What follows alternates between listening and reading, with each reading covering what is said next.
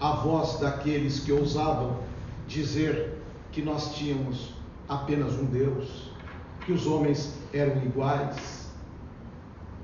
E os cristãos, por isso, foram perseguidos de forma cruel e desumana.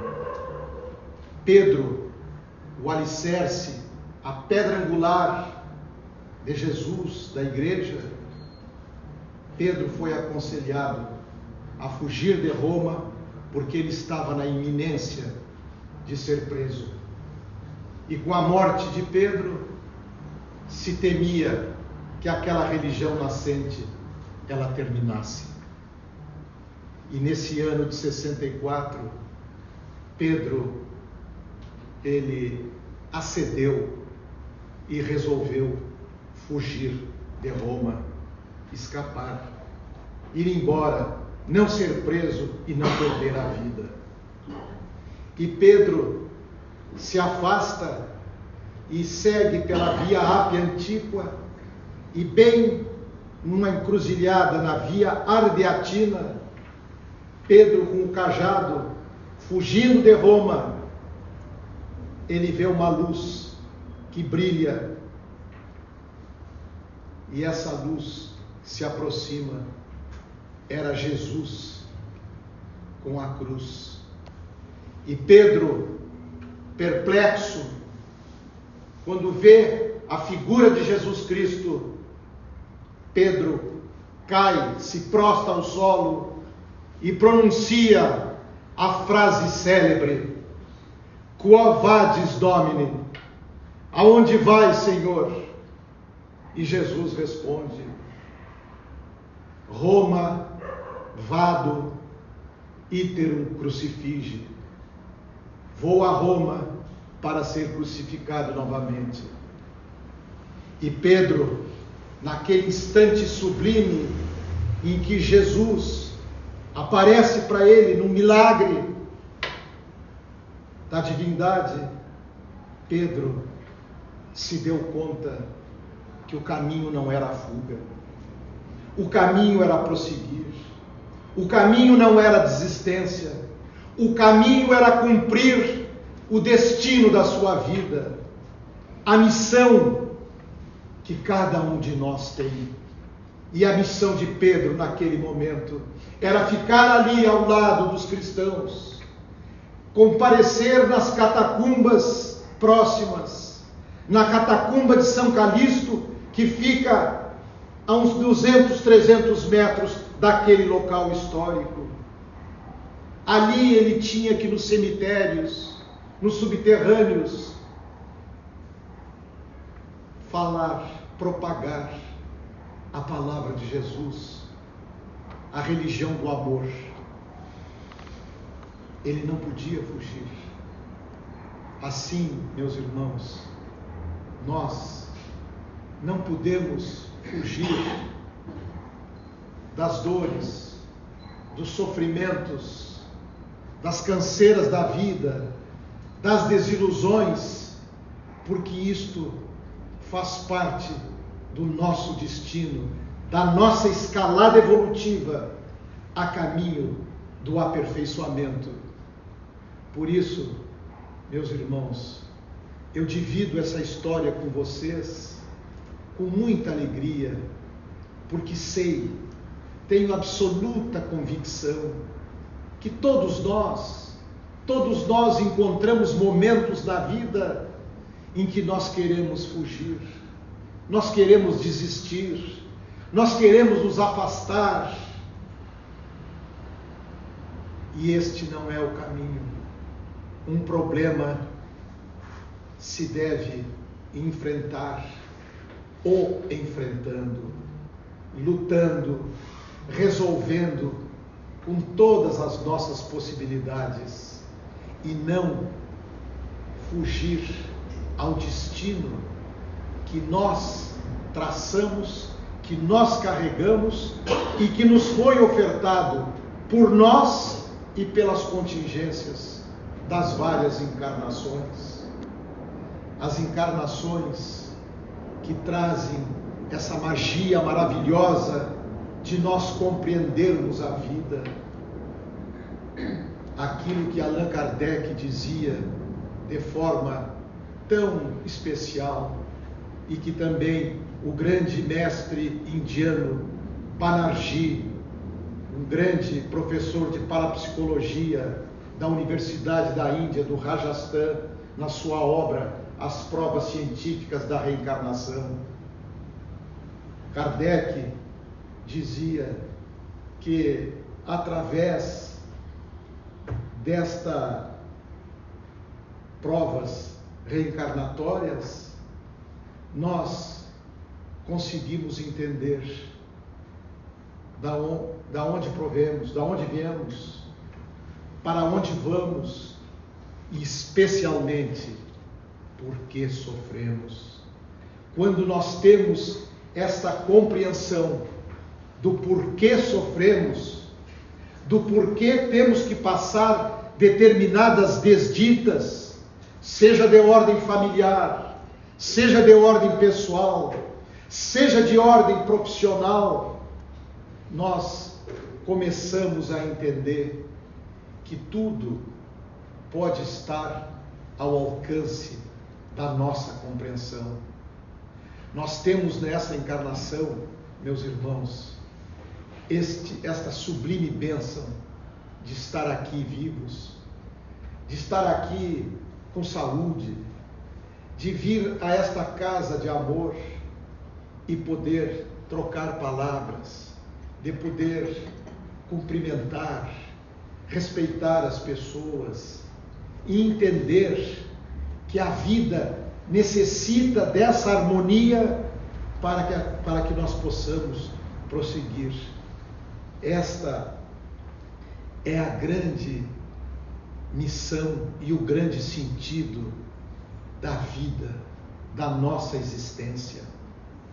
Qual é o sentido que nós vamos dar à vida? O sentido de ordem material, válido, seja o trabalho, seja as conquistas, tudo aquilo que for digno, correto, ilícito, faz parte desta vida material.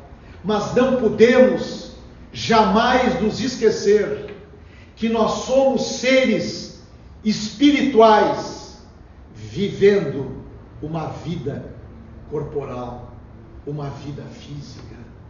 Não vos iludais, jamais. A passagem aqui, por maior que sejam os anos cronológicos, 60, 70, 80, 90, 100 anos, é muito breve, e como diz o poeta, a vida é breve e o amor mais breve ainda, mas o amor de Deus, este é eterno. Meus irmãos, não há morte, não existe a morte.